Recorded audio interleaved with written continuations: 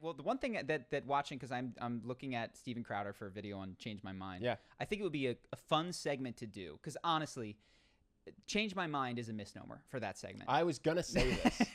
I was going to ask, has he ever changed his mind on camera? I haven't seen it. I don't want to say that he hasn't. I haven't watched all of them. I don't even know that I've watched half of them. I've probably watched 30% of them at this point. And I'm going to probably get to half by the time that I do this breakdown. But I've not seen him change his mind. It's a funny name for a segment.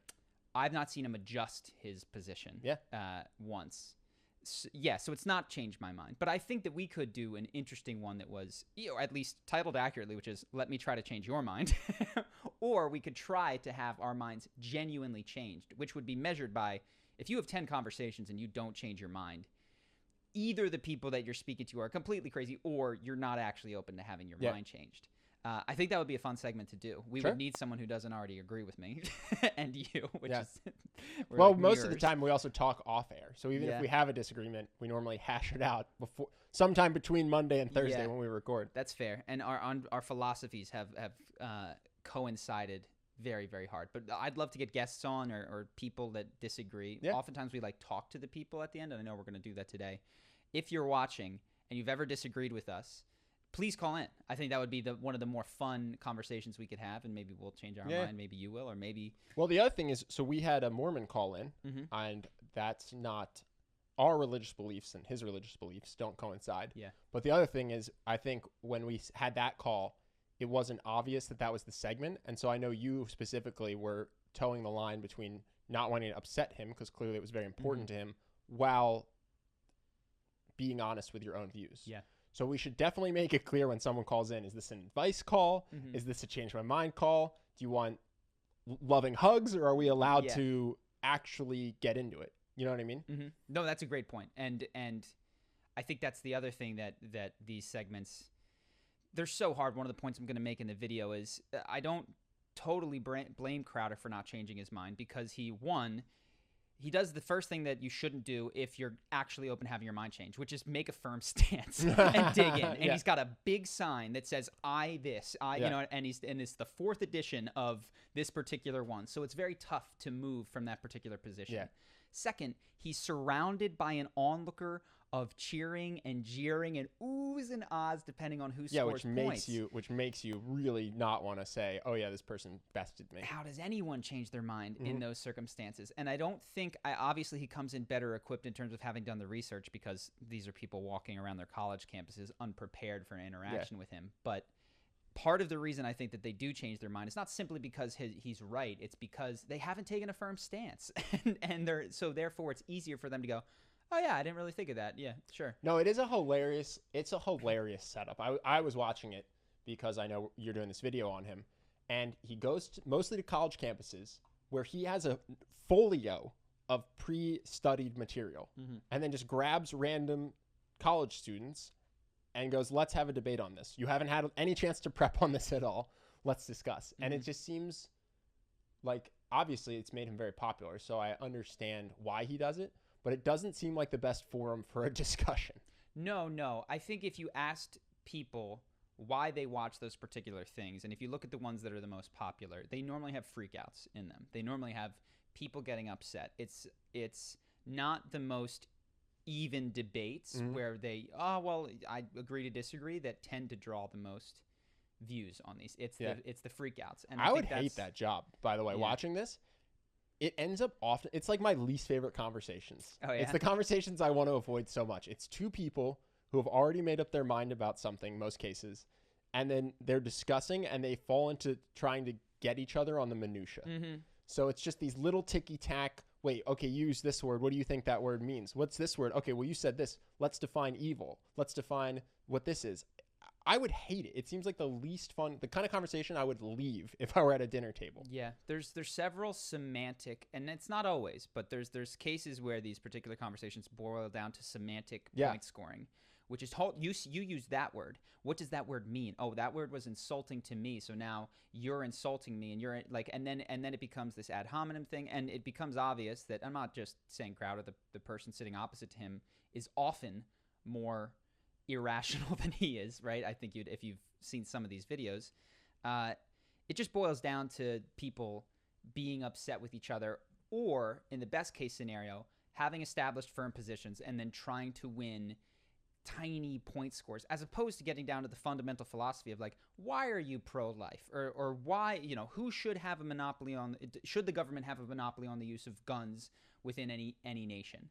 And yeah, it doesn't often get down to the most interesting things. And because it's kind of like if you went into a courtroom and one side had the world's best attorney and the other side had somebody who showed up that day with no idea what they're going to say, it makes him very persuasive in the context of these, because the other side often is somebody who does not know what they are talking about. Sure.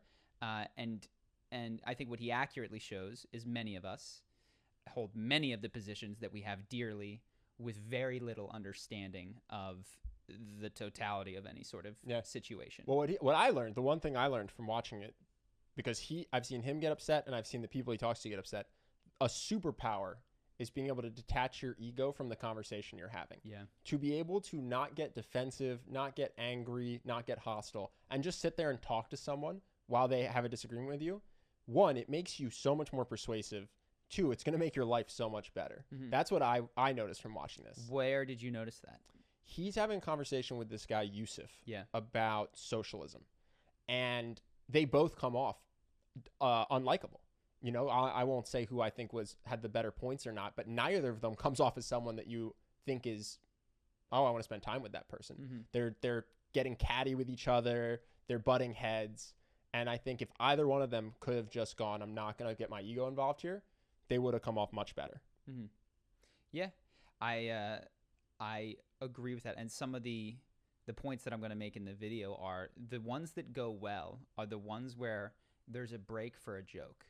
Or he's talking to this one college student who's from Ethiopia, and she brings it up at one point. He goes, "Oh, Ethiopian food! I tried that. I can't get in." She's like, "No, you got to like the argument discussion breaks for them to discuss Ethiopian food." Non-insulting joke, because what I saw him do with Yusuf was try to insult him and make the crowd laugh at him, which then honestly Yusuf relatively kept his cool, but you could tell he started to bristle. Of course, he was also trying to make Crowder look bad. They were both trying to make each other look bad instead of trying to be persuasive and friendly and loving. You know what I mean? Yeah. And weirdly enough, they got their goal, I guess, because no one was persuaded, but they both looked bad during different moments of the conversation. The image that I had in my mind is it's like a tug of war, and there's this rope, and you're trying to pull the person towards you. Now, the best thing that you can do is explain to them, like, look, if I pull you, there's pillows and a mattress and a hug waiting for you once you tumble past that side, and it's actually not that bad. Mm-hmm. But what often happens is, like, they're like, no, there's a cliff with an alligator, and if I yank you towards me, you just admitted that you're a dumb idiot and you're going to get laughed at by all these people. So nobody's going to move. Yeah. They just dig in. And so the ones where there actually is movement are, I see that you're trying to do the right thing, and I actually think we both have the same goals here, and this is actually just a small misunderstanding, and that's where there's the most movement. Now, it's always in the ones that I've seen from the person that he's talking to, but I think part of the reason that he hasn't changed, one, he's obviously spent a lot of time researching, but two is there's pain for him associated with changing a lot of these positions that he's on his fourth edition of shooting and representing. And so you want to do whatever you can, I think, to minimize that. That's the whole point of the video that I'm making in terms of how to actually be persuasive. So that's what I've been digging into this week. I had a dream about Crowder. Oh, yeah. I had a dream I was debating him. When I can never watch these videos. Oh, really? Yeah. I was just like in my sleep debating with him. Woke up stressed. It's like the worst sleep I ever had. This is a very common thing, but I was reading this book, The Master, the Student. I forget what it's called, but it's got a dialogue between the Zen master and the student. And he asks him how he gets to the point where he doesn't care about anything. And the master says, you have to be willing to give up everything that's important to you. He says, well, what do I have to be willing to give up? He says, happiness. He says, I don't know if I can give up happiness. He says, well, when you give that up, what you get is better than that. It's the freedom from needing anything. And similarly to happiness, when you give up the need to win the argument, you don't get so upset and hurt. It's so hard for me because, like, I'm a philosophy major. I want to win every argument all the time. But yeah, if you can just go, oh, whatever. Yeah. I don't mind. I don't care. It's so much nicer. And yeah, I imagine in your dream that wasn't how you felt. No. I wanted to win. You wanted to No, it does. I want to get off the Crowder thing, but there is one where he goes to Google and he talks about hate speech. And there's this African-American woman named Felicia. And every comment before I watched the video, I would just like to scroll through and see the comments. Every comment was, I love Felicia. Bring her back. We need more people like her, blah, blah, blah. I was like, oh, wow, this must have been a really good conversation. And what it was a calm person who was smiling with him, who didn't assume he was the enemy. She's an African-American woman sitting down with a white man in front of a sign that says, hate speech isn't real, change my mind. And she sits down, she goes, yeah, so what do you talk, this and that, but, and she's just calm. She goes, well, I think anything that incites violence should be illegal. He goes, it already is. And instead of her getting defensive, she goes, oh, that's good. And they talk for 10 minutes. She goes, yeah, cool. It doesn't sound like we really disagree on much. Yeah. Shakes his hand, leaves, and everyone loves her. And it was really interesting to me because in these arguments, most of us are arguing with friends and family. We're not arguing in front of a jury. The goal, weirdly enough, is not to score points. It's to have a good relationship with the people around you and the person you're talking to. Which can actually make people change their opinion over the long haul. And so I thought it was interesting. She just sits down. She asks questions. She's fairly Socratic. She doesn't get defensive or upset at anything. And then leaves. And honestly, she probably had a great day too because it was a non-adrenaline spiking conversation for her. Sure. One of the things that I see often, and I know you want to get off, but I don't, is... it's my name first in the podcast, Ben, so we're going to talk about what I want. This is my podcast. So this actually is my last point with regards to Crowder. A sentence that I think many of the people talking with him would benefit from and that I want to try to incorporate is, oh, if that's the case, then my mind has changed. Because I think what often happens is you said he has his folio and he gives stats. Actually, gun deaths are this much, and actually this, and actually this, and actually this. And what happens, you see, is people have learned things before. They don't recall exactly what they learned, but that piece of evidence seems contradictory to what they learned. And because they can't square that, they have to now argue with this thing that, if it were true, would make them change their mind. If it's the case, for instance, in the most extreme example, that he argues in one thing that guns save far more lives than they take. And if there's no weird nuances or statistical aberrations in that, and we can agree, whatever the noun is here, heart surgeries save far more lives than they take, probably most people would be like, oh yeah, let's keep that thing around. And so the right sentence there is, if that's the case and there's not any weird statistical counting going on there, I'm for that. But I'd have to understand, I don't totally trust your cherry pick data. You could even say, I'm skeptical because that doesn't jive with my impression. But if that's the case, then consider my mind changed. Yeah. And that would be again, whether it's gun, heart transplants, all of these things. Yeah, if it saves more people than it hurts, I have a hard time imagining why I wouldn't want this to be legal. But people, I see, they dig in and now they're fighting this battle that they cannot win because they haven't allowed that their mind might already be changed if that were true. So that's it for Crowder.